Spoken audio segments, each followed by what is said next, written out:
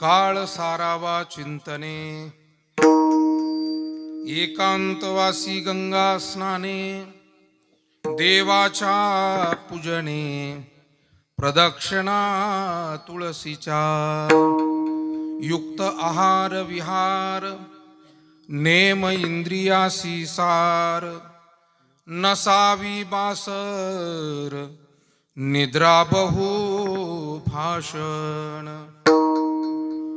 परमार्थ महाधन, जोडी देवाचे चरण, व्हावया जतन हे उपाय लाभाचे, युक्त आहार विहार, नेम इंद्रियासी सार, नसावी बासर, निद्रा बहु भाषण, देह समर्पिजे देवा, भार काहीच न घ्यावा, होईल आघवा तुका म्हणे आनंद, युक्त आहार विहार, नेम इंद्रियासी सार, नसावे बासर, निद्रा बहु भाषण, महायोग पीठे तटे भीमरथ्याम, वरम पुंडरीकाय दातुं मुनींद्रैः, थोडं शार्प करा, समागत्य तिष्ठन्तमानन्दकन्दं,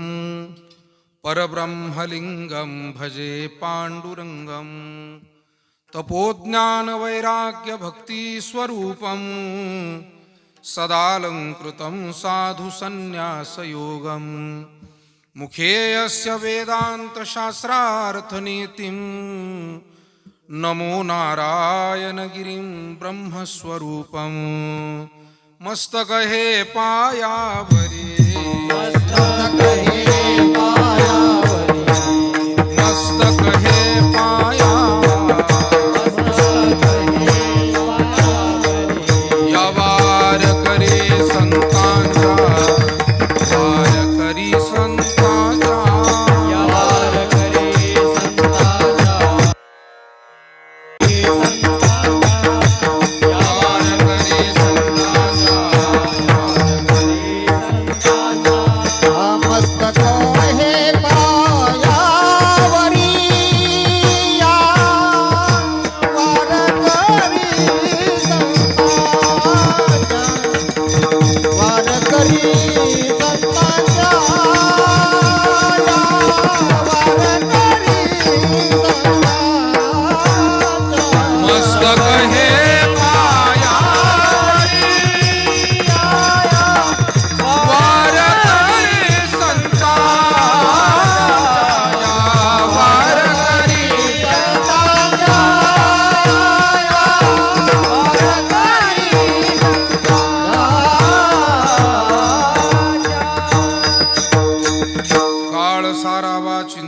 एकांतवासी गंगा स्नाने, बंद करा, देवाच्या पूजने, प्रदक्षिणा तुळशीच्या, युक्त आहार विहार, नेम इंद्रियासी सार, नसावी बासर, निद्रा बहु भाषण.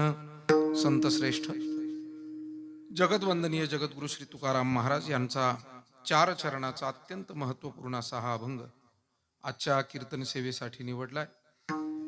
मानवी जीवनामध्ये लाभलेलं आयुष्य आणि मिळालेला काळ माणसानं कसा व्यतीत करावा, म्हणजे जीवन हे सार्थकतेला जातं, याचं मार्गदर्शन करणारा हा अभंग. प्राप्त वेळेमध्ये या अभंगावरती काही आपल्याला भगवत चरणी सेवा समर्पित करायची. तत्पूर्वी आजच्या आपल्या या कार्यक्रमाच्या निमित्तानं 2 शब्द परिहार देणं आवश्यक आहे. पिंपरणे तालुका संगमनेर या ठिकाणी आज मूळचे खांडगाव खांडेश्वरमाळा येथील गुंजाळ पाटील परिवाराचे सुपुत्र आमचे दत्ताभाऊ गुंजाळ हे कुटुंब इथं आलं आणि आज दत्ताभाऊंच्या आई वडिलांचा अभिष्ट चिंतन सोहळा, अर्थात मान्य श्री लहानूभाऊ लक्ष्मणराव गुंजाळ, वयाची जवळजवळ 85 वर्ष त्यांची पूर्ण झाली आणि त्यांच्या धर्मपत्नी मातोश्री सौभाग्यवती अंजनाबाई लहानूभाऊ गुंजाळ त्यांच्या वयाचे जवळजवळ 75 पेक्षा जास्त वय त्यांचंही झालंय. आणि असा दोघाही पती पत्नीचा दाम्पत्याचा हा अत्यंत हृदय आणि भावपूर्ण केलेला अभिष्ट चिंतन सोहळा या परिवारातील त्यांच्या मुली सौभाग्यवती गंगूबाई गणपत दिघे, सौभाग्यवती ताराबाई वेणुनाथ रहाणे, सौभाग्यवती मीराताई विलासराव हासे, सौभाग्यवती जयश्रीताई विजय पाटोळे, सौभाग्यवती सुरेखाताई अच्युतराव बडाक, त्याचप्रमाणे मुलं श्री दत्तात्रय लहानुभव गुंजाळ आणि धाकटे आमचे श्री संदीपराव लहानुभव गुंजाळ, त्याचप्रमाणे सन्मान्य लक्ष्मणराव पाटील यांचे सर्व बंधू किसनदादा असतील, राजाराम पाटील असतील, तुकाराम पाटील असतील, रावसाहेब पाटील असतील, भाऊसाहेब पाटील असतील, या गुंजाळ पाटील परिवाराचे मुख्य मार्गदर्शक आणि आपल्या संगमनेर तालुक्यातील ज्येष्ठ नेते स्वर्गीय सहकार महर्षी भाऊसाहेबांच्या सोबत या तालुक्याच्या जळणघडणीमध्ये ज्यांनी मोठं काम केलं असे सन्माननीय लहानुभऊ गुंजाळ, या परिवाराचे दुसरे मार्गदर्शक नबाजी पाटील असतील, सर्व मंडळी, बरीचशी मंडळी आलीत, काही येत आहेत. समोर बसलेले गुंजाळ पाटील परिवाराचे सर्वच आप्तेष्ट नातेवाईक, आमचे विठ्ठल बाबा असतील, गोसावी परिवारातील सर्व मंडळी असेल, विशेष करून पिंपरणेकर भजनी मंडळी आणि ग्रामस्थ मंडळी, कनोलीकर सर्व भजनी मंडळी, हरिभक्तीपरायण तुकाराम भाऊ असतील, हरिभक्तीपरायण दत्ता भाऊ असतील, लक्ष्मणराव असतील, सर्व भजनी मंडळातील आमची गुरुबंधू मंडळी, त्याचप्रमाणे आवर्जून आज दत्ताभाऊंच्या निमंत्रणानुसार उपस्थित राहिलेली महाराष्ट्रातील अत्यंत नामवंत ख्यातनाम अशी गुणीजन मंडळी, हरिभक्तीपरायण विलासजी महाराज खोतकर, संपत काका जाधव, हरिभक्तीपरायण नामदेव शास्त्री महाराज, हरिभक्तीपरायण बाबा महाराज मोरे, हरिभक्तीपरायण भारतजी महाराज धावणे, त्याचप्रमाणे आमच्या वरदविनायक सेवाधामाचे मार्गदर्शक हरिभक्तीपरायण कचरू पाटील निर्मळ नाना, ज्यांनी खऱ्या अर्थानं विधिवत या ठिकाणी संपूर्ण ह्या अभिष्ट चिंतन सोहळ्याचं पूजन हवन अत्यंत शास्त्रोक्त रीतीनं या ठिकाणी संपन्न केलं असे आमचे गुरुजी, त्यांचे सर्व सहकारी, त्याचप्रमाणे विनेकरी आमचे वरपे बाबा असतील, आपल्या खांडेश्वर देवस्थानाचे मार्गदर्शक आदरणीय भोले बाबा असतील, आमचे सहकारी मृदंगाचार्य अनिल महाराज टेकुडे, राम महाराज पवळ, कृष्णा महाराज मोरे, ज्यांची सुंदर साऊंड व्यवस्था असे आमचे रविभाऊ चौधरी, समोर बसलेली सर्वच पै पाहुणे आणि मान्यवर मंडळी, आजचा हा कार्यक्रम अतिशय गोड कार्यक्रम या ठिकाणी संपन्न होतोय. मला वाटतं प्रत्येक कुटुंबावर आई वडिलांचे फार मोठं ऋण असतं आणि आपण सतत त्यांची सेवा प्रत्येक कुटुंब करतच असतो, ती करायलाच पाहिजे. पण हे सगळं करताना कधीतरी एखादा त्यांचा कृतज्ञता सोहळा, रोजची सेवा ही तर आपल्यासाठी महत्वाचीच आहे. आई वडिलांच्या सेवेतूनच मनुष्याला जीवनामध्ये सर्व काही प्राप्त होतं. माऊलींनी आई वडिलांची सेवा ही प्रमुख सेवा म्हटलेली आहे. सकल तीर्थाची धुरे, धुरे म्हणजे प्रमुख, जिये का माता पितरे तिये सेवेशी कीर शरीरे लोन किजे. सर्व तीर्थाचं प्रमुख तीर्थ मायबाप आहे. वारकरी संप्रदाय हा आई वडिलांच्या सेवेतून उभा राहिलेला संप्रदाय आहे. म्हणजे या संप्रदायाला मूळ अधिष्ठान जर कशाचं असेल तर ते मातृपितृ सेवेचं अधिष्ठान आहे. भगवान पांडुरंग हे वारकरी संप्रदायाचं उपास्य दैवत, आराध्य दैवत. पंढरी हे वारकऱ्यांसाठी माहेर, नुसतं तीर्थक्षेत्र नाही, माहेर. पण हे वारकऱ्यांचं माहेर निर्माण झालं कसं? भगवान पांडुरंग हे दैवत या पंढरीमध्ये आलं कसं, याचं आपल्याला सर्वांना ज्ञान आहे. पुंडलिक महाराजांनी जी माता पितरांची सेवा केली, भक्त पुंडलिक हे मातृपितृ सेवेमध्ये अग्रणी होते. किती सेवा करावी, किती एकनिष्ठ सेवा करावी. तर भगवान श्रीकृष्ण जेव्हा भेटायला आले त्यावेळेला सांगितलं, देवा थोडा वेळ थांबा, मी अजून आई वडिलांच्या सेवेत आहे. याचा अर्थ भगवंताचा अनादर केला असा होत नाही, परंतु आपलं सेवेचं एखादं ध्येय ठरलं की त्या ध्येयाप्रती एकाग्र राहणं ही मनुष्याची जबाबदारी. जसं निळोबा महाराजांनी देवाला सांगितलं, देवा तुम्ही देव असाल पण सध्या तरी मी तुम्हाला बोलावलेलं नाही. येथे तुझ लागी बोलाविले कोणी, प्रार्थिल्या वाचून आला सिका. मी फक्त तुकयाचा धावा करीत असो आणि म्हणून मला माझे सद्गुरू जगद्गुरू तुकोबाराय यांचं दर्शन हवंय देवा, आणि म्हणून आता नाही मी तुम्हाला भेटणार नाही. हे जसं एक विनयपूर्वक निळोबारायांनी भगवान परमात्म्याला सांगितलं होतं, त्याच पद्धतीनं पुंडलिकरायांनी सुद्धा भगवान परमात्म्याला मोठ्या विनम्रतेनं सांगितलं, देवा आई वडिलांच्या सेवेत आहे, त्यांचं मस्तक माझ्या मांडीवरती आहे, आणि म्हणून ही वीट आहे, मागे वीट ठेवली म्हणतात आणि त्याच्यावरती उभा राहा. अर्थात थोड्या फार वेळेनं ते देवालाही भेटले असतील, भेटले. भगवान प्रसन्न झाले, पुंडलिका जरी मला भेटायला थोडा अवधी लागला, उशीर झाला, तरी मी तुझ्यावर नाराज नाहीये. या उलट तू जी प्रमुख सेवा, जे पहिलं दैवत आपलं मुख्य दैवत आहे आई वडील यांची सेवा तू मनोभावे करतोय, हे पाहून पुंडलिका मी तुझ्यावरती प्रसन्न आहे. काय पाहिजे सांग. म्हणाले, देवा या निमित्तानं तुम्ही आलातच ना, तर आता दीन दुःखी ज्ञानी अज्ञानी जे कोणी भाविक येतील त्यांना दर्शन देण्यासाठी इथेच आपण उभे राहा. हे पुंडलिक रायानं पुन्हा भाविकांसाठी मागणं मागून घेतलं. आणि तिथून पुढे विठ्ठल भक्तीची परंपरा महाराष्ट्रामध्ये रूढ झाली. अर्थात विठ्ठल भक्तीची परंपरा ज्ञानोबारायांपासून नाही. ज्ञानोबारायांनी वारकरी संप्रदायाला विचारांचं अधिष्ठान दिलं.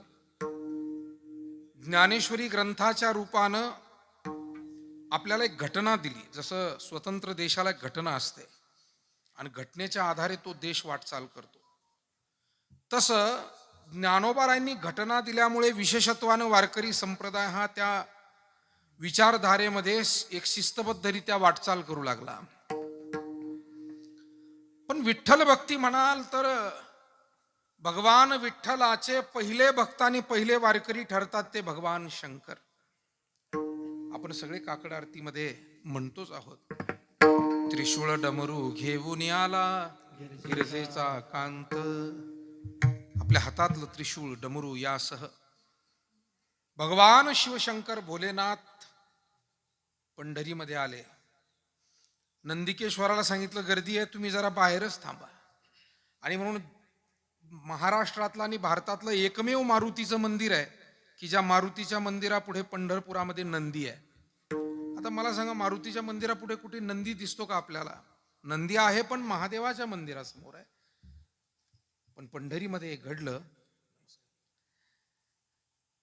त्याचं कारण नंदिकेश्वराला सांगितलं इथे थांबा, पार्वती मातेला बाहेर थांबवलं. सगळी मंदिरं आहेत.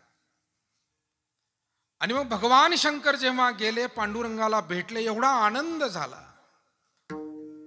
कारण दोन्ही वेगळे नाहीच आहे, दोन्ही एकच आहे. महाराजांनी सांगितलं ना, केवढं गोड वर्णन केलं. हरिहरा भेद हरिहरा भेद हरिहरा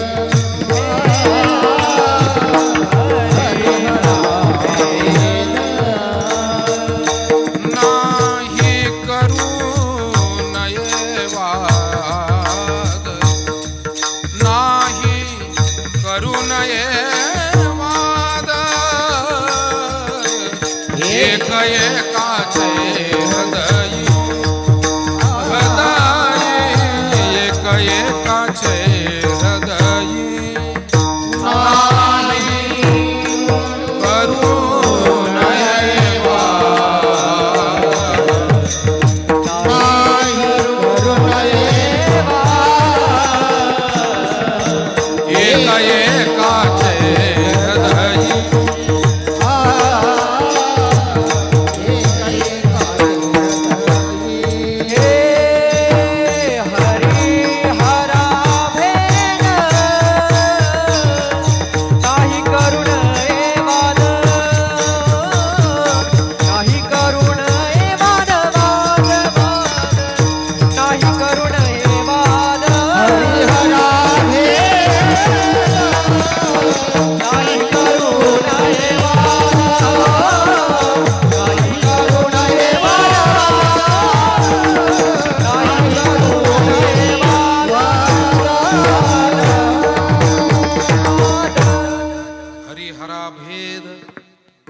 नाही करू नये किंवा करू नका वाद, एक एकाचे हृदयी गोडी साखरेच्या ठाई. भेदकाशी नाड एक वेलांटीच आड, उजवे वाम भाग तुका म्हणे एकचे अंग. साखर आणि साखरेतली गोडी वेगळी होऊ शकेल काय? नाही, साखर आणि साखरेतली गोडी वेगळी होत नाही, कारण गोड आहे म्हणून ती साखर आहे. आणि शुगर फ्री म्हणून दिलं जातं, ती शुगर नाहीच आहे, ते दुसरं काहीतरी आहे, नादी लावण्यासाठी आहे. डायबिटीज वाल्यांना नादी लावण्यासाठी, चवीसाठी आहे. हा, मग ते नादी लावून लहान लेकरांना नाही का नादी लावत आपण. अमुक मागता येतं, ते जर त्रासदायक असेल तर आपण दुसरं काहीतरी देतो. औषध द्यावया चाळविले बाळा, असं काहीतरी ते आहे. बाकी साखर आणि त्याची गोडी बाजूला राहू शकत नाही. गोडी साखरेच्या ठाई. शरीर उजवा आणि डावं मिळून एक आहे, ते वेगळं असू शकत नाही. आणि म्हणून भगवान महादेवाला पाहिल्यावरती पांडुरंगाला एवढा आनंद झाला. आणि कुठे थांबू मी म्हटल्यानंतर सांगितलं, तुम्ही माझ्या मस्तकावरती विराजमान व्हा, माथा वंदिला शुळपानी. आणि मग पहिले वारकरी ठरतात ते भगवान शंकर. शंकराचार्य महाराज हे साधारणपणे 2500 वर्षापूर्वी झाले. 2400 ते 2500 वर्ष श्रीमद आद्य जगद्गुरु शंकराचार्य स्वामींना झाले. आणि ज्या ज्या ठिकाणी आचार्य गेले त्या त्या ठिकाणी त्यांनी त्या त्या दैवतांची काही वर्णनं केलेली आहे. त्या पद्धतीनं जेव्हा आचार्य हे महाराष्ट्रामध्ये आले, भीमातीरी भगवान पांडुरंगाचं दर्शन त्यांनी घेतलं. आणि भगवान पांडुरंगाचं वर्णन आचार्यांनी इतकं गोड समर्पक की आजही संबंध वारकरी संप्रदाय पांडुरंगाष्टक हे अत्यंत श्रद्धेनं गातो.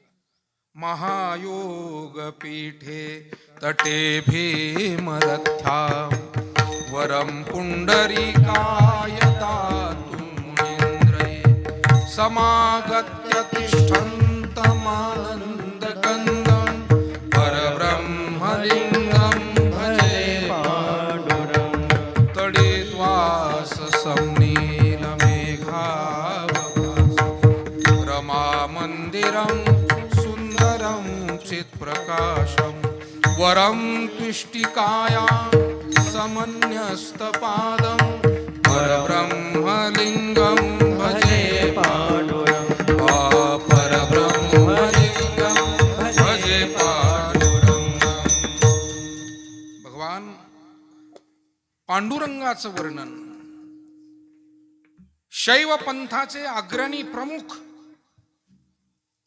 संन्यास पंथाची या भारतामध्ये स्थापना करणारे शंकरच ज्यांच्या रूपानं अवतीर्ण झाले होते असे आचार्य. शंकरं शंकराचार्यं केशवं बादरायणं, सूत्रभास्य कृतो वंदे भगवन्तः पुनः पुनः. शंकरच शंकराचार्यांच्या रूपानं, पण त्यांनी भगवान शंकराचार्यांनी हे केलेलं वर्णन पांडुरंगाचं वर्णन. म्हणजे पांडुरंग परमात्म्याची भक्ती ही फार अनादी काळाची आहे. युगे 28 विटेवरी उभा, त्याचं विश्लेषण आपण गुरुमुखातून संत मुखातून श्रवण करतच आलो. मला एवढंच सांगायचं आहे, भगवान पांडुरंग परमात्मा हा जो उभा राहिला विटेवर, तो भक्त पुंडलिकामुळे. आणि भक्त पुंडरीक नावानं उपनिषद पुराण ग्रंथामध्ये देखील कथा येते पुंडलिकाची. पुंडलिक भक्त आहे, पुरातन भक्त आहे. जसं ज्ञानोबारायांच्या नंतरचे संत, तो भक्त परिवार संत परिवार वेगळा, आणि पुंडलिक हे पुराण काळातील भक्त. विठाला विठाला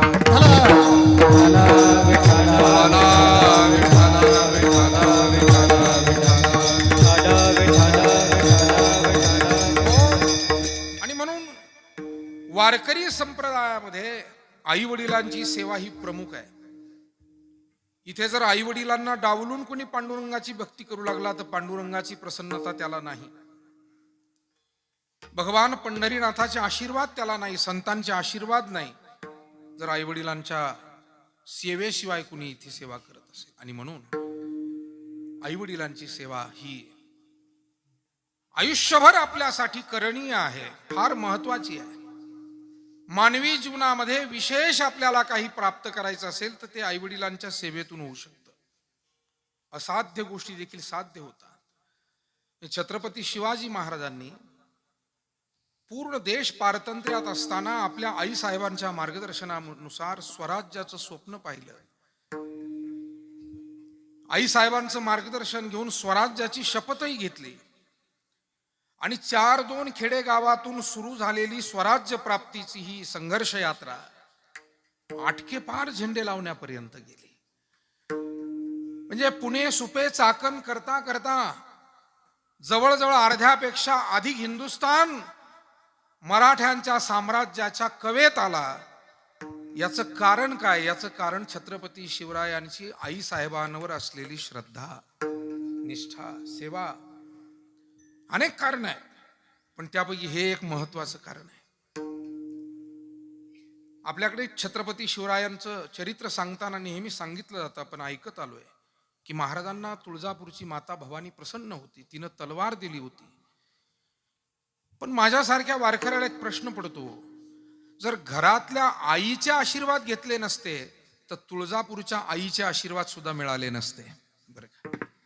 आणि म्हणून शिवरायांनी घरातल्या मातोश्रींना प्रसन्न केलं, त्यांचे आशीर्वाद घेतले आणि म्हणून देवळातली देवी सुद्धा त्यांच्यावर प्रसन्न झाली. मला वाटतं तरुण पिढीने जर शिवचरित्रातून संदेश घ्यायचा असेल तो हा एवढाच घ्यावा, बस एवढा सुद्धा फार होईल.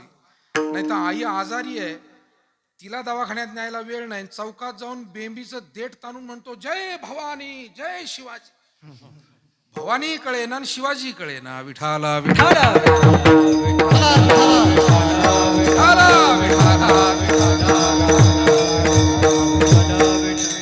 भवानी कशाने प्रसन्न होती हेही समजेना आणि शिवाजी राजे काय करीत होते हेही समजेना. समजायचं कारणच नाही, त्याच्यातले जवळजवळ बेशुद्धच असतात सगळे. समजून घ्यायचं कोणी? म्हणजे बेशुद्ध असल्यावर त्यांना समजत नाही आणि शुद्धीवर असल्यावर ते कुणाचं ऐकत नाही. करायचं काय? विठाला विठाला कुंडलिक वरदा ज्ञानदेव. हे विधान मी समस्त तरुण वर्गासाठी वापरत नाही. मला नेहमी कुठल्याही एका वर्गावर काही भाष्य करावं लागलं तर खुलासा करण्याची सवय आहे. कारण जे चांगलं करतात त्यांची नाउमेद होण्याची शक्यता असते. आणि म्हणून आम्हाला आमच्या या आध्यात्मिक कीर्तन भजनाची ही जी काही विडी वाकडी सेवा आम्ही करतो, या प्रवासामध्ये खूप चांगले तरुण भेटतात की ज्यांचं लक्ष आपल्या आईवडिलांकडे आहे, ज्यांचं लक्ष आपल्या कुटुंबाकडे आहे, देवाधर्माकडे आहे. देशसेवा, धर्मसेवा, कुटुंबसेवा, समाजसेवा अशा संवेदनशील मनाचे तरुण तरुणी, मुलं मुली आजही समाजामध्ये आहेत आणि त्यांच्याविषयी आपल्याला खूप आदर आहे. जे नाही करत त्यांच्याविषयी द्वेष नाही आहे, फक्त त्यांना समजावून सांगण्याचा प्रयत्न आहे की त्यांनीही याच मार्गाने चालावं.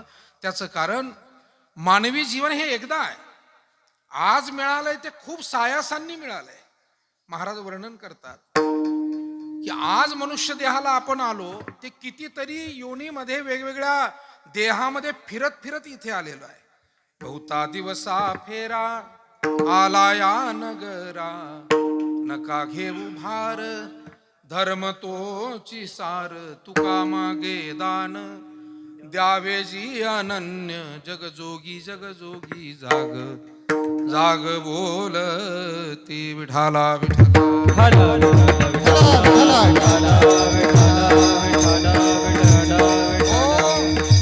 आज मिळालंय ते अनेक प्रवास करता करता खूप. देव तू सोयरा करी देव तू सोयरा करी देव तू सोयरा करिया, देव तू सोयरा करिया.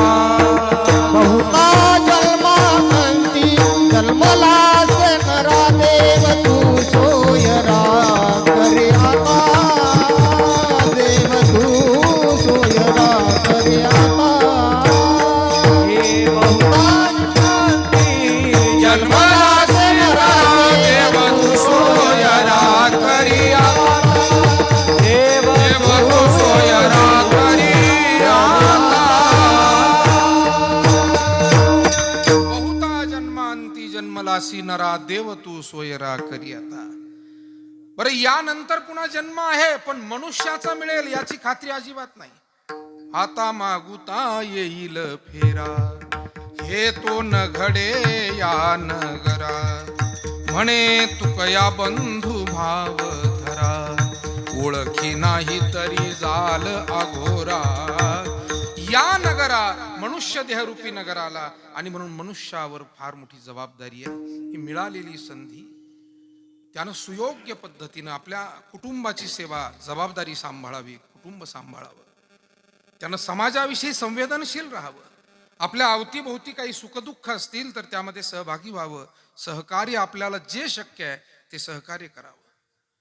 आपल्यावरती ज्या ईश्वरानं जन्म दिलाय, जो जगवतोय, जो हे विश्वही चालवतोय ना आपल्यालाही चालवतोय, त्या परमात्म्याविषयीची कृतज्ञता मनात ठेवून घडेल तेवढी त्याची भक्ती अंतःकरणात साठवून आपण वाटचाल करावी.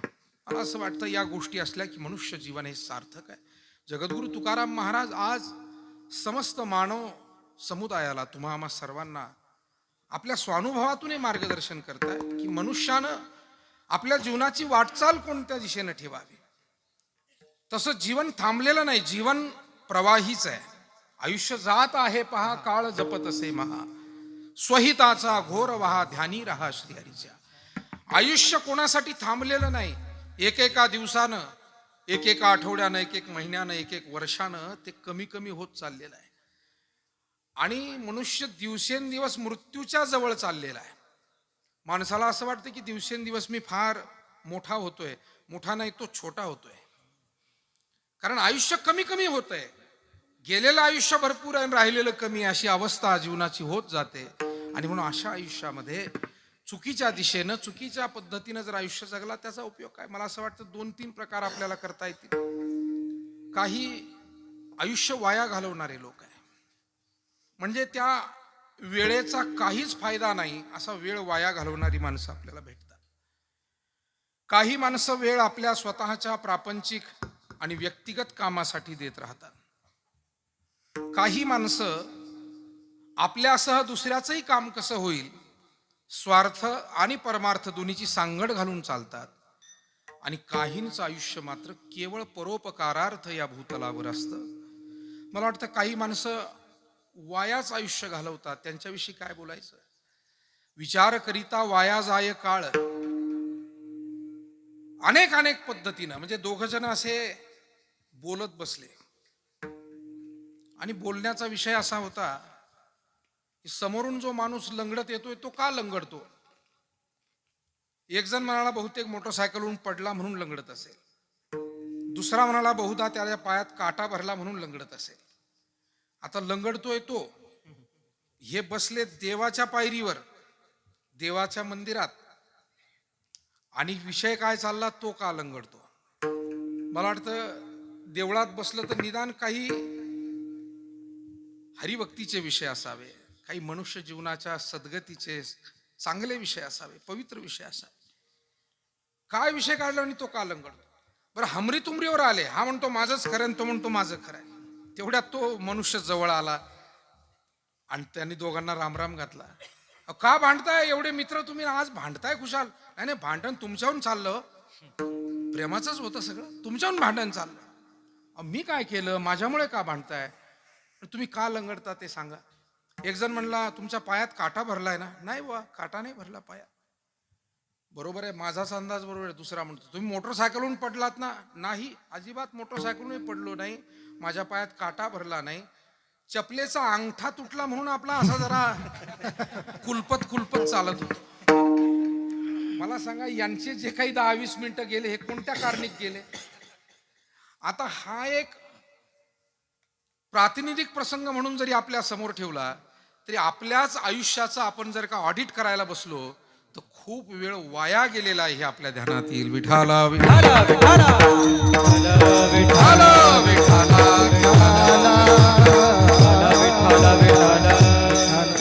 म्हणतात. तुका म्हणे घडी घडीने साधावी, किंवा क्षणोक्षण हाची करावा विचार. तरावया पार भव भव सिंधू, तरावया पार भव सिंधू, तरावया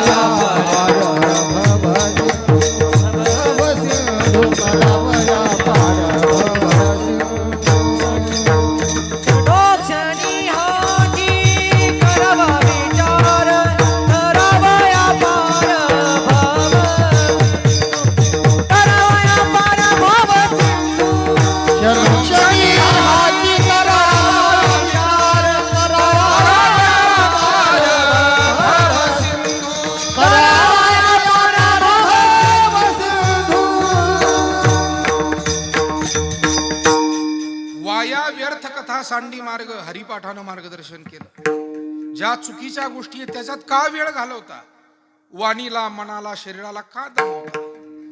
आणि म्हणून वेळ वाया घालवू नये. वेळ फार मौल्यवान आहे. इंग्रजीमध्ये एक म्हण आहे, टाइम इज मनी. पण मला वाटतं त्याही पेक्षा आयुष्य हे किती मौल्यवान आहे. पैसे नाही, आयुष्य म्हणजे पैसे नाही.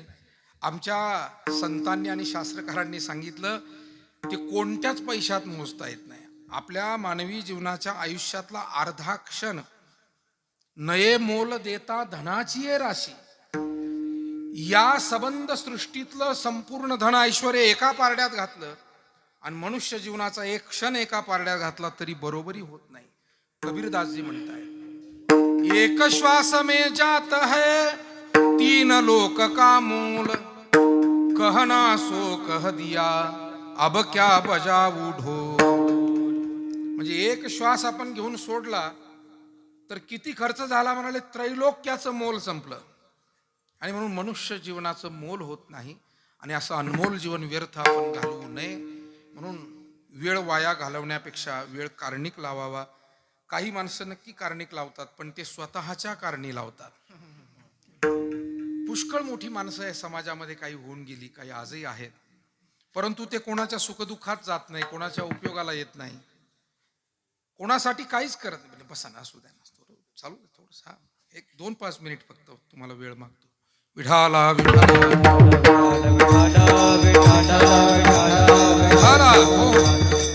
भजन म्हणायचंय ना, त्यांना भैरवी सेपरेट देतो. बस मला समजलं आता, ते ध्यानात आलं. मी अंदाज घेतला भैरवीला. आता कसं मध्ये काय त्यांना विनाकारण उठवायचं, विनाकारण नाही का, आणि डिस्टर्ब होतं ना ते सगळं. भैरवी त्यांचीच होईल. विठाला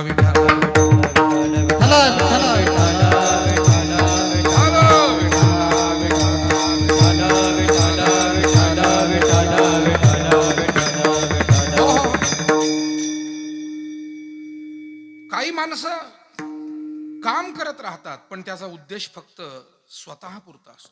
यावम जीवेत सुखम जीवेत ऋणम कृत्वा घृतम पिवेत भस्मीभूतस्य देहस्य पुनरागमनम कृतः. पुण्य, परोपकार, देवधर्म, सेवा या सगळ्या गोष्टी त्यांच्या दृष्टीनं फार व्यर्थ असतात किंवा खोट्या असतात. फक्त स्वतः आनंदी कसं जगता येईल.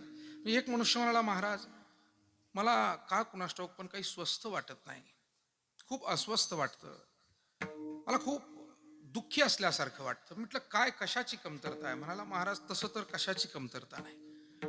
माझ्याकडे पैसा अडका आहे, मुलं बाळ आहे, घरदार आहे, गाडी घोडा आहे, ऐहिक सुख ज्याला म्हणतात ते रेलचेल आहे, कमतरता अजिबात नाही. म्हटलं तरी बरं का वाटत नाही? म्हटलं मग तुम्ही एक काम करा ना. काय करा, घरच्यांना घ्या आणि एकदा पंढरीला जाऊन या. नाही नाही नाही महाराज, आम्ही त्या भानगडीत नाही. आता माझ्या लक्षात आलं की यांच्या दुःखाचं कारण काय. बरं म्हटलं एक काम करा, पंढरीला नाही तुम्हाला सवड मिळत तर रोज सकाळी तुमच्या गावच्या मारुतीरायाचं दर्शन घ्या, महादेवाचं दर्शन घ्या, पांडुरंगाचं.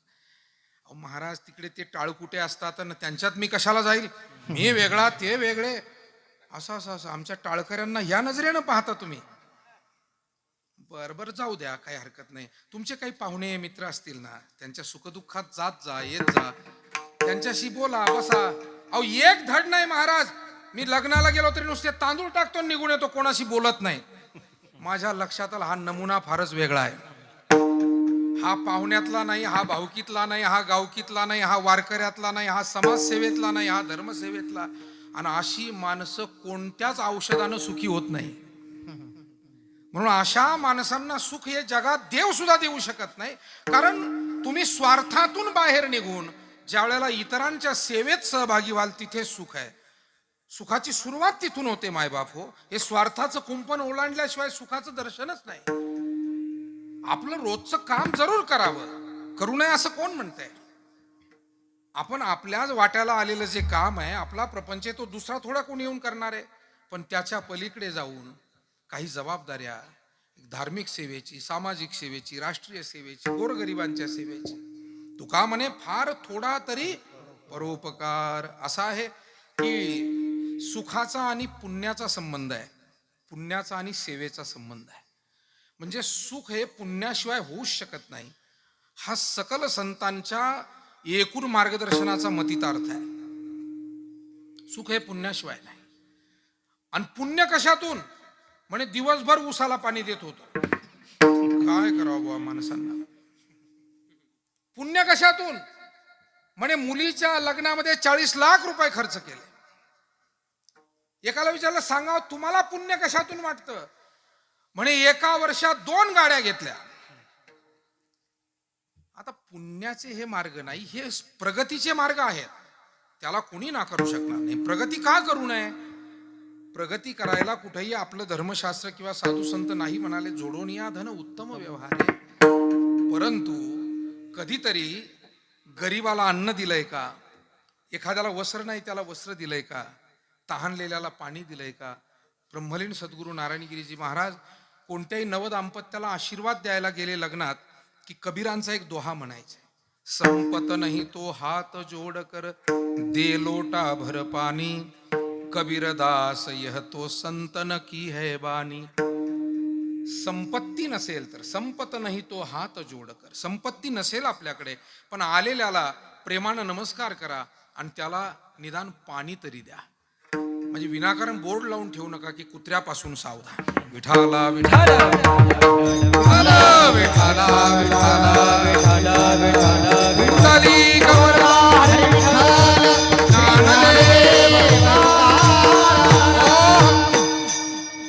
या जुन्या पिढीचा सत्कार आपण त्यासाठीच करतोय की या माणसाने आयुष्यात फार वाचलं नाही, फार लिहिलं नाही, फार बोलले नाही, फार त्यांना काही ज्ञान नाही, परंतु त्यांच्या वर्तनात मात्र हे सगळं सामावलेलं आहे. परमार्थ त्यांच्या बोलण्यात नाही, त्यांच्या लिहिण्यात नाही. त्यांना तो लिहिता बोलता येत नाही, पण परमार्थ या जुन्या माणसांच्या वागण्यात आहे.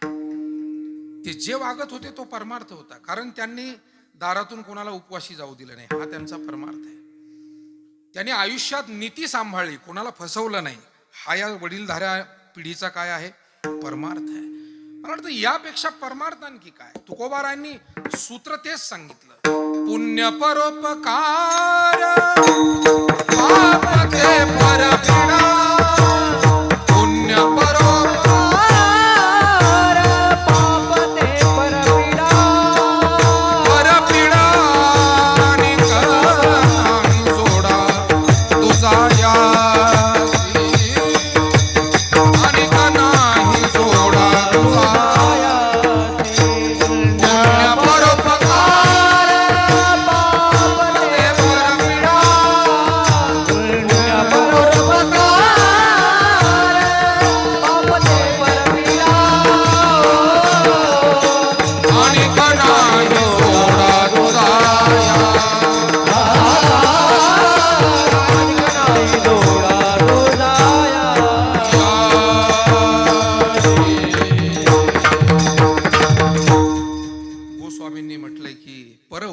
सम धर्म न भाई, पर पीडा सम नाही अधमाई. परोपकारासारखं पुण्य नाही, धर्म नाही, आणि परपीडेसारखा अधर्म किंवा पाप नाही. या जुन्या वाडवडील माणसांनी आपल्यापासून कोणाला पीडा होणार नाही याची काळजी घेतलेली. आपल्याला जुन्या माणसांचं बघा, ते स्वतः पीडा सहन करायला तयार असायचे काही गोष्टीमध्ये, पण इतरांना नको त्रास आपल्यामुळे. ही भावना, हा परमार्थ आहे. याचं नाव परमार्थ आहे. आणि म्हणून आयुष्य हे चाललेलं आहे, ते व्यर्थ घालवायचं नाही, फक्त स्वार्थात घालवायचं नाही, तर आपल्यासह इतरांचं काही भलं करता येईल का? माऊलीने दिलेलं गंगेचं उदाहरण केवढं सार्थ आणि समर्पक आहे. का फेडीत पाप ताप, पोखीत तिरीचे पादप, समुद्रा जाय आप गंगेचे जैसे, तैसे पुढत पुढती, अनिकांची सुख उन्नती, आणीत आणीत स्वार्थी प्रवेशिजे. माऊलींनी काही सांगायचं ठेवलं नाही. ते म्हणले, तुमचं स्वतःचं जे काम आहे, ध्येय आहे, ते जरूर साध्य करा, पण इतरांची सुख उन्नती, इतर आजूबाजूला जे आहेत त्यांच्याही सुखात तुम्ही वाटेकरी व्हा, किंबहुना त्यांनाही सुख देण्याचा प्रयत्न. जशी गंगा वाहते सागराला जाऊन मिळते, हे तिचं ध्येय, पण चालता चालता पोखीत तिरीचे पादप, आजूबाजूला असलेले वृक्ष, वेली, वनस्पती, निसर्ग यांना ती पोषण देते. स्नान करणाऱ्यांचं पापताप नाहीस करते. आणि म्हणून स्त्री असो पुरुष असो, इथे बसलेली केवढी सज्जन मंडळी, मला नक्की खात्री आहे आपण त्या दिशेनं जीवन जगत आहात, जगलेले आहात, की आपलं जीवन फक्त आपल्यासाठी नाही, आपल्या शब्दानं जर कोणाचं काही चांगलं होत असेल तर आपण का शब्द खर्चू नये? आपल्या जाण्यानं कोणाचं काही भलं होत असेल आपण ते का करू नये? ही भावना आपल्या मनामध्ये असते. आणि म्हणून काळ, आयुष्याची वेळ ही फक्त स्वार्थात नको, काही परार्थ. आणि संतांचं जीवन तर कसं असतं मायबापो, तुका म्हणे आता उरलो उपकारापुरता. त्यांचं जीवन केवळ परोपकारार्थ असतं. आणि या न्यायानं जगद्गुरु तुकोबाराय अपेक्षा तुमच्या आमच्याकडून एवढीच करतात. ते म्हणतात, आयुष्य हे चुकीचं घालवू नका, चिंतेत घालवू नका, व्यथेत घालवू नका, तर ते चिंतनात घालवा. अभंगाचं पहिलं चरण. काळ सारा चिंतने, काळ सारा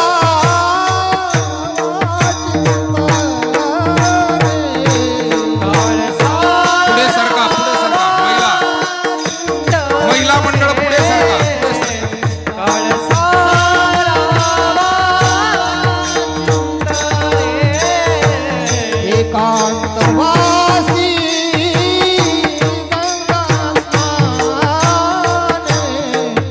एकांतवासी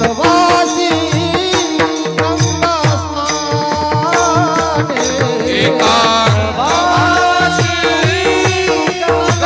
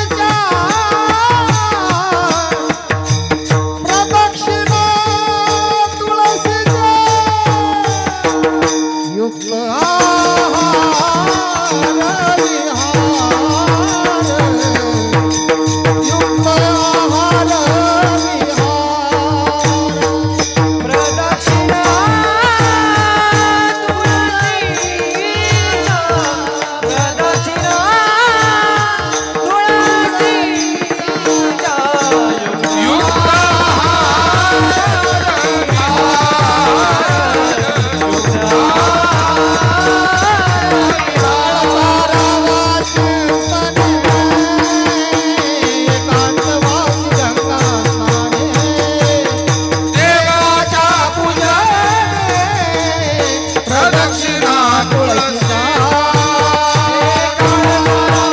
गंगा स्नाने, एकांतवासी गंगा स्नाने, ओ देवाच्या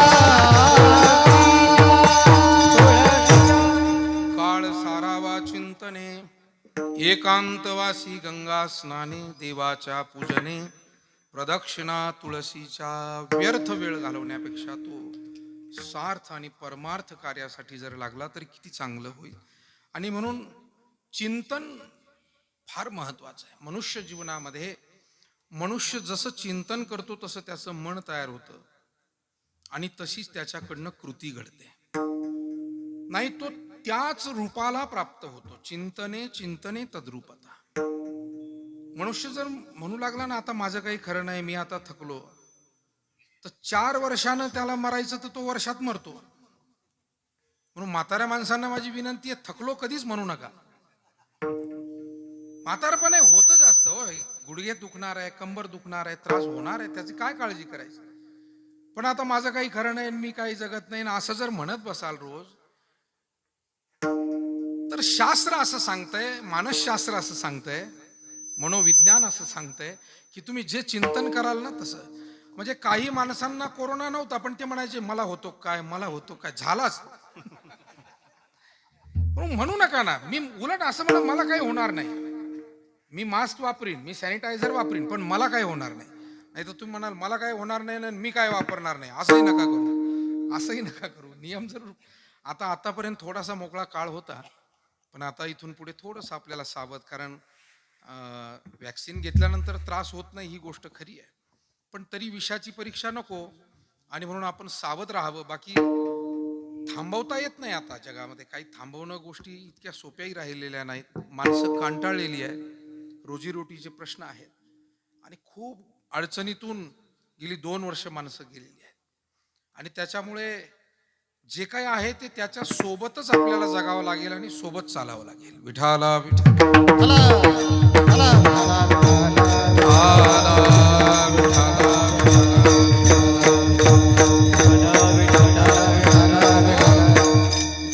चिंतन चांगलं असलं पाहिजे.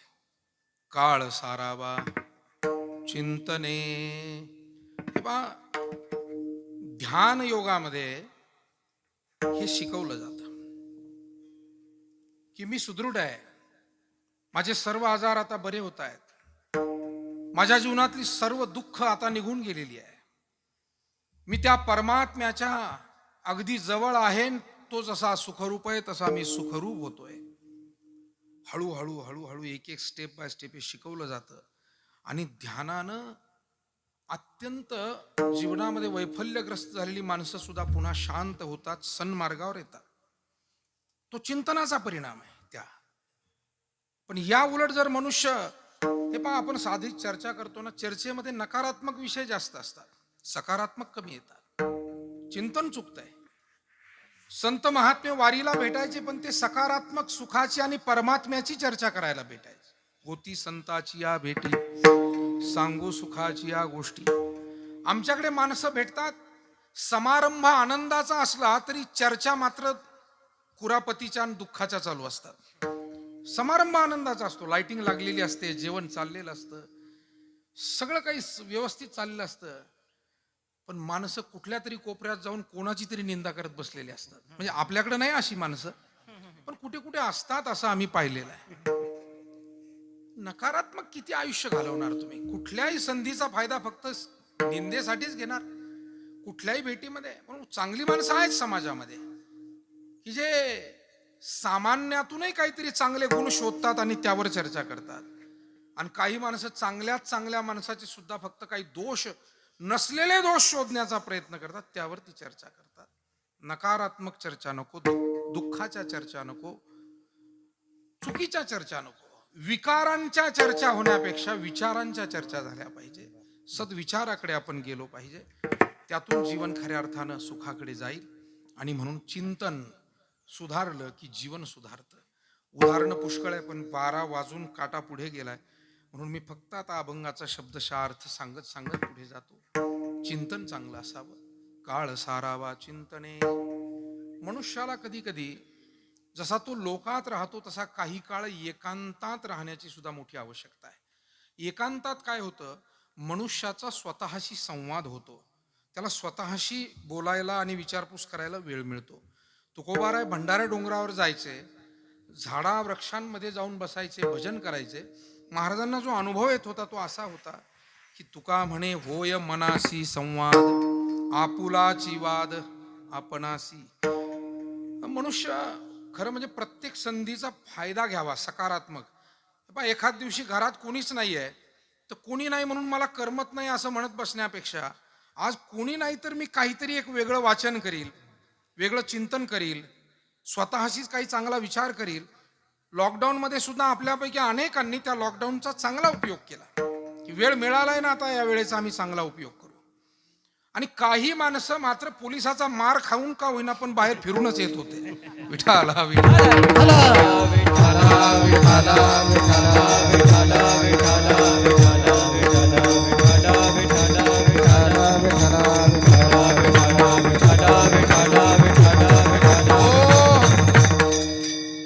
आमच्या दत्ताभाऊ गुंजाळांचे आणि आमचे परमस्नेही आदरणीय दीपकजी महाराज देशमुख यांचे आगमन झाले.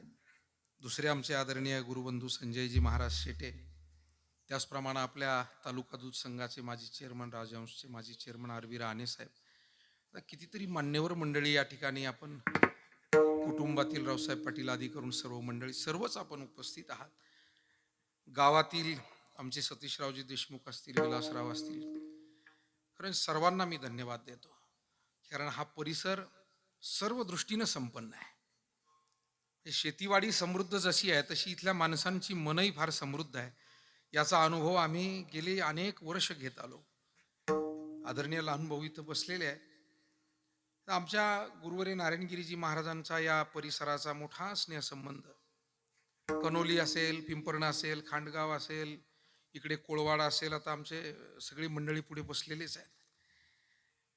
आणि आंभोरा असेल, डिग्रस मालुंजा असेल, पुढे जाकुरी असेल, सगळा हा परिसर इकडे जोरव्यापासून तर सगळा महाराजांचं नेहमी अत्यंत आवडीने या भागात येणं जाणं आणि हक्कानं काही सांगायचे.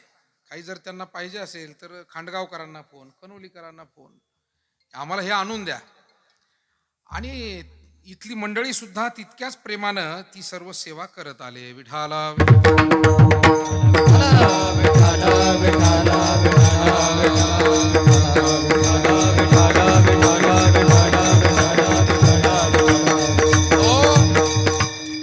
म्हणून संस्था चांगल्या पाहायच्या असतील तर या भागात यावं लागतं. शेती चांगली पाहायची असेल, दूध व्यवसाय चांगला पाहायचा असेल, शिक्षण पुढच्या पिढीला कसं द्यावं हेही शिकायचं असेल तर या भागात यावं. सर्व दृष्टीनं आपला हा परिसर खऱ्या अर्थानं समृद्ध आहे आणि अध्यात्माची समृद्धी सुद्धा तितकीच चांगली आहे. हे गावागावात भजन, पूजन, सप्ताह, मंदिरांच्या सेवा यथोचित चालू आहेत. नाही तर बऱ्याच वेळेला काय होतं, एका बाजूला जर व्यावहारिक ऐश्वर वाढत गेलं, श्रीमंती वाढत गेली तर माणसांचं देवाधर्माकडे दुर्लक्ष होतं. पण तसं आपल्या भागात कुठेही झालेलं पाहायला मिळत नाही. ही वाडवडिलांची अध्यात्माची परंपरा सुद्धा सर्व मंडळींनी मोठ्या मनोभावे जपलेली आहे. विठाला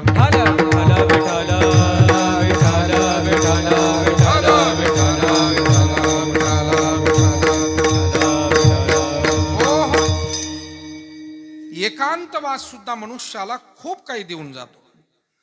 संत, वारकरी संत हे लोकांमध्ये राहिले, गोष्ट खरी आहे, पण त्यांनी काही चिंतन करण्यासाठी एकांतवास सुद्धा अनुभवला.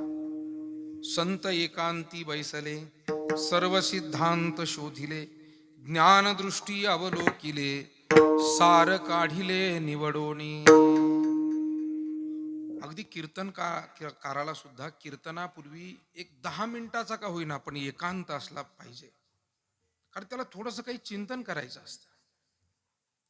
जुनी काही कीर्तनकार मंडळी होऊन गेली की ते खोलीमध्ये बंद करून घ्यायचे स्वतःला कीर्तनापूर्वी अर्धा तास. आता इथं आम्हाला कीर्तनाच्या स्टेजवर येईपर्यंत माणसं नुसते कानात बोलतच राहतात, इकडून बोलतो तिकडून. बरं, एखाद्याच्या घरी जाऊन ते म्हणतात चहा प्यायला, तिथं भलतेच पाहुणे आलेले असतात, ते भलताच विषय काढतात. अरे आमच्या डोक्यात काय चाललं, तुमच्या डोक्यात काय? आम्हाला उभं राहायचंय 2 तास इथं आणि तुम्ही म्हणता हा नेता असा आणि तो नेता तसा, आमका तसं. घाला चुलीत ते तिकडं. विठाला विठाला विठाला विठाला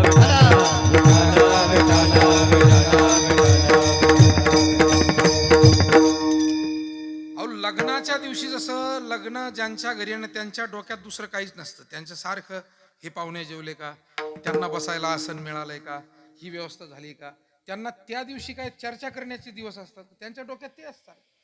तसं कीर्तनाला उभं राहण्यापूर्वी कीर्तनकाराची मानसिकता ध्यानात घ्या.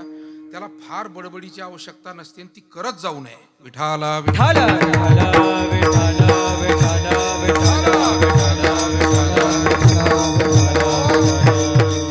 थोडं त्याच्या सोयीसोयीनं घ्यावं, पण तसं होत नाही. आपल्याला नेहमी सगळ्याच्या सोयीसोयीनं वागावं लागत. तर मला वाटतं इतर वेळ आहे ना सोयीनं वागायला, पण तेवढी वेळ त्याला दिली. जसं तुम्ही परीक्षेपूर्वी मुलांना वेळ देता की नाही, कीर्तन ही रोजचीच परीक्षा आहे. आणि तितक्या प्रेमानं करायचं असेल तर मग गप्पा मारायच्यात मारता येतील, काही मारता येतील, तो काय भाग नाही. परंतु थोडासा विचार विनिमय त्या अनुषंगानं. म्हणजे मी एक पुस्तकामध्ये एक गोष्ट वाचली होती. आपल्याकडे ज्यांच्या नावानं इंजिनियर्स डे साजरा होतो त्यांचं नाव कोणाला सांगता येईल? नाव विसरलो मी म्हणून. नाही काय नाही, मैसूरला होते ते अगोदर, तिकडे दक्षिण भारतात होते. असू द्या, काय हरकत नाही, मी नाव विसरलो. पण ते एका ठिकाणी व्याख्यानाला गेले आणि व्याख्यानाला गेल्यानंतर त्यांचं व्याख्यान झालं.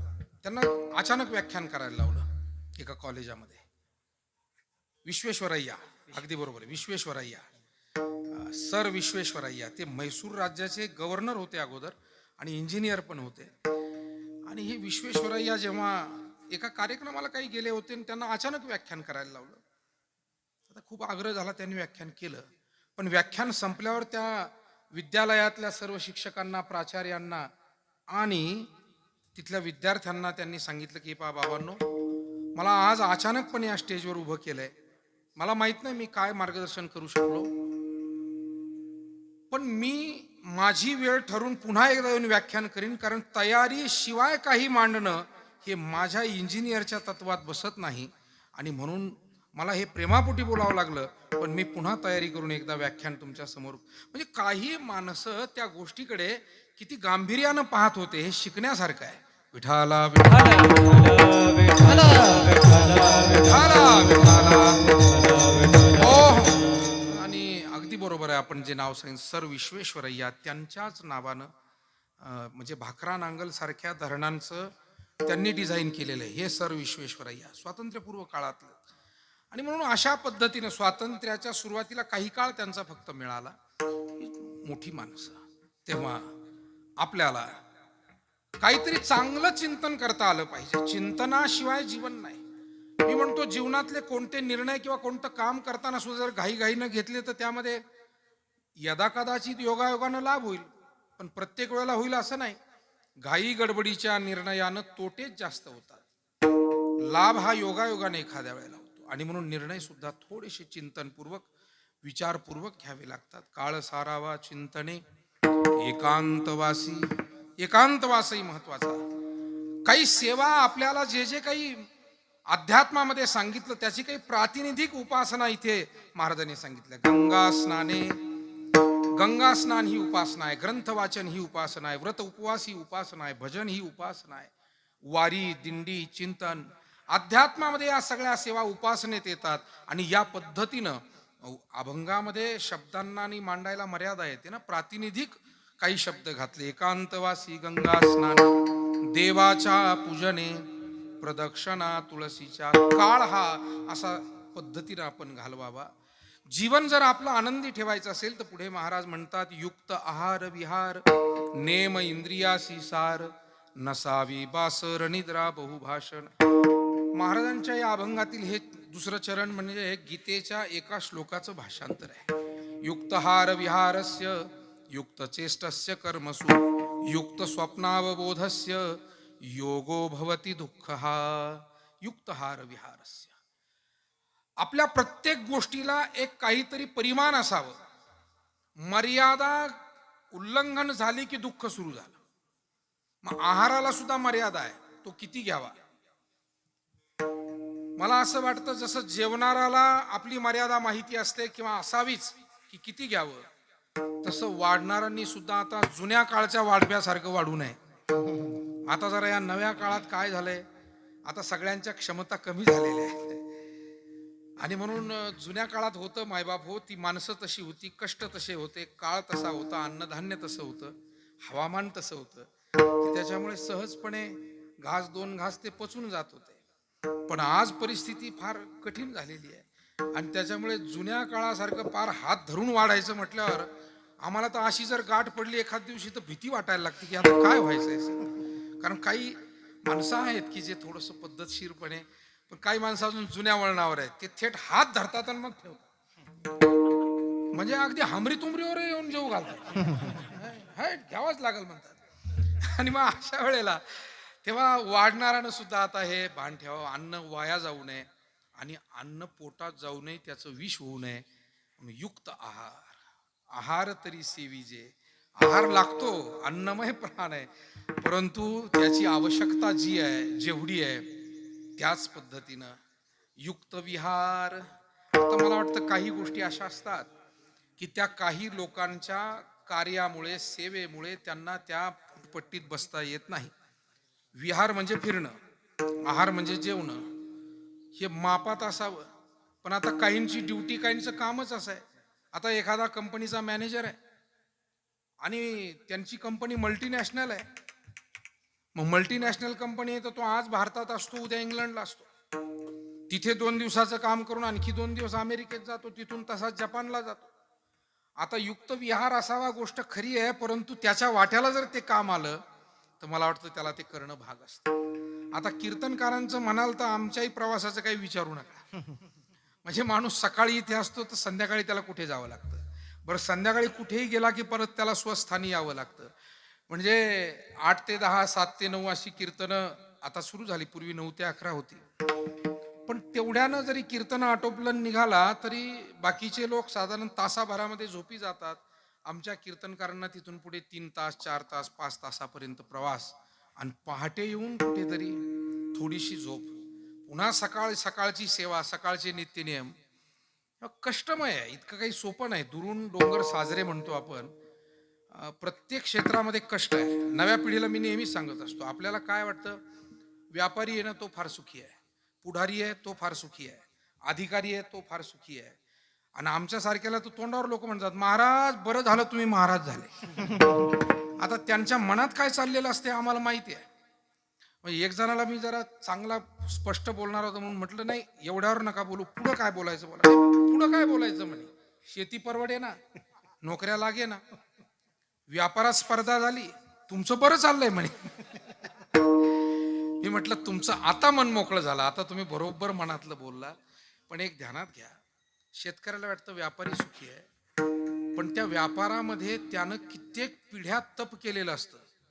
जे व्यापारी तुम्हाला आज मोठमोठी दुकानं टाकून पेठेमध्ये दिसतात, त्यांची 3 पिढ्यापूर्वी बैलगाडीवर ते व्यापार करत होते, डोक्यावर कापडाचे गठ्ठे घेऊन बाजारांना जात होते. हे आपण विसरून जातो की त्यांनी किती तप केलंय. हे काय एका दिवसात झालं? आणि आमच्या शेतकऱ्याच्या पोराला एका दिवसात बापाकडून 50 लाखाचं भांडवल पाहिजे असतं. तो बापाला म्हणून तुम्हाला 50 लाख द्या आणि मला व्यापार. मला वाटतं मोठी भांडवल घेऊन सुरू करणारे यशस्वी होतीलच का, याच्यावर प्रश्नचिन्ह आहे. पण जे छोटं भांडवल घेऊन स्वतःच वाढवीत जातात ते नक्की यशस्वी होतात. विठाला विठाला विठाला विठाला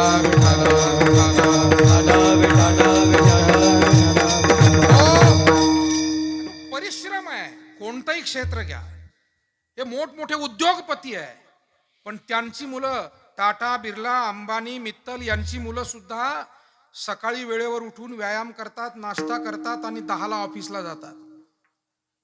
ते कुठेही पान टपरीवर दिवस फार माथ्यावर येईपर्यंत गप्पा मारत बसत नाही, कुठेही व्यर्थ कोणाच्या सोबत जात नाही.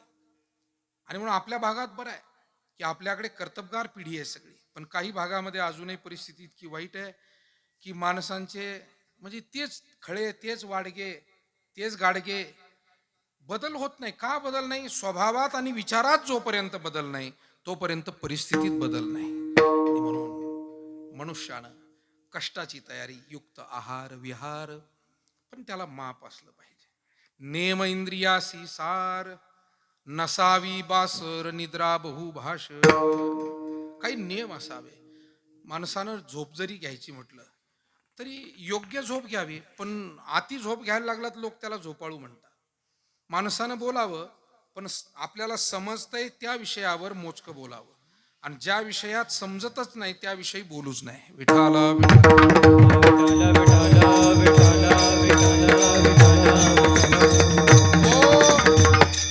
काही ठिकाणी तुम्ही बघा, गमतीचा भाग असतो, विषय कोणताही काढा, 10 जण असतात, पण त्या 10 जणातला 1 जणच तुटून पडतो सारखा. त्या 9 जणाला स्पेसच देत नाही बोलायला. मग तुम्ही एखाद्या गाडीत प्रवासाला निघा, एखाद्या खोलीत गप्पा मारत बसा, एखादा माणूस, कारण त्याला ती सवय असते, विषय कोणताही निघू, त्याला जसं सगळं त्यालाच माहिती आहे. विषय बांधकामाचा निघाला तरी तो बोलणार, विषय भजनाचा निघाला तरी तो बोलणार, विषय कोरोनाचा निघाला तरी तो बोलणार, जसं काय हा डॉक्टर आहे, शास्त्रज्ञ आहे, याला फारच समजतंय. आणि म्हणून मला असं म्हणायचं, आपल्या मर्यादा समजून थोडं शांत राहायला शिकणं काय वाईट आहे. आता मी कीर्तनकार जरी असलो, पण ज्या वेळेला विषय व्यापाराचा निघतो, शेतीचा, तर मी ऐकून घेतलं पाहिजे तुमचं की त्या क्षेत्रातलं तुमचं काय नेमकं ज्ञान आहे, काय अनुभव तुमचे आहेत. कारण मला त्या क्षेत्राविषयी फारशी समज नाहीये, तर मी तुम्हाला ऐकलं पाहिजे, किंबहुना नसलं समजत तर विचारलंही पाहिजे. मला वाटतं हे सौजन्य जोपर्यंत आपल्या स्वभावात विचारात येत नाही तोपर्यंत माणसाची ज्ञानवृद्धी होत नाही आणि त्याला त्या ज्ञानाच्या त्याच्या कक्षाही रुंदावत नाही. ऐकायचं, वाचायचं ही व्याप्ती मोठी असावी आणि बोलायचं हे काम थोडं कमी असावं. आणि म्हणून ज्यांना जास्त बोलावं लागतं त्यांना तर खूप वाचलं पाहिजे, खूप ऐकलं पाहिजे. वारकरी संप्रदायामध्ये तर अशी पद्धती आहे की शिष्याचं कीर्तन असलं तरी गुरु हे समोर बसून ऐकतात.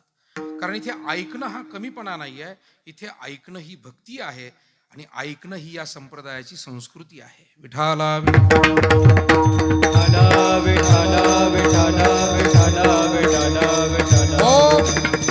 नवविधा भक्तीपैकी पहिली भक्ती आहे श्रवणम कीर्तनम विष्णू, आणि म्हणून पहिली भक्ती आहे. आणि म्हणून माणसानं ऐकावं, माणसानं वाचावं पुष्कळ, माणसानं चिंतन करावं पुष्कळ, निरीक्षण करावं पुष्कळ. वाचणं ऐकणं जसं महत्व आहे तसं निरीक्षण पण फार महत्वाचं आहे बरं.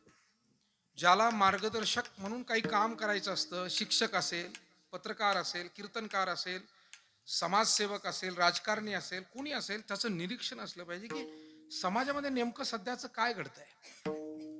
म्हणून तो कुठल्या गावी गेला तरी त्याचं निरीक्षण असावं, चांगल्या गोष्टी तिथे काय आहेत, चुकीच्या असेल तर मग काय मार्गदर्शन त्यावरती केलं पाहिजे, चांगलं असेल तर त्याचं कौतुक कसं केलं पाहिजे. निरीक्षणाशिवाय नाही. नाहीतर फक्त पुस्तकातल्या पानावरचं आपण बोलत राहिलो तर ती विद्वत्ता म्हणून सिद्ध होईल, पण समाजाच्या उपयोगाला काय. कारण डॉक्टर औषध केव्हा देतात, ज्या वेळेला ते निदान करतात, डायग्नोसिस करतात. डायग्नोसिस नंतर दिलेलं औषध हे नक्की त्याच्या रोगाला प्रतिबंध करतं. तसं निरीक्षणानंतर केलेलं मार्गदर्शन हे फारच उपयुक्त ठरतं. विठाला विठाला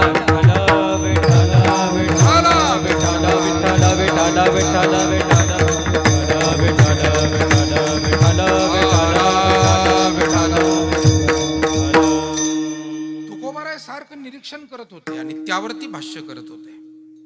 ते समाज व्यवस्थेचं निरीक्षण, कुटुंब व्यवस्थेचं निरीक्षण, धार्मिक लोकांचं, राजकीय लोकांचं, सामाजिक सर्व निरीक्षण आहे. त्यात काय जे बरं वाईट आहे त्यावरती महाराजांची चर्चा अभंगातून दिसते. आणि म्हणून आपल्याला या सगळ्या गोष्टी आपल्या चिंतनामध्ये नसावी. बासर निद्रा फार असू नये, झोप असावी, पण किती झोपावं.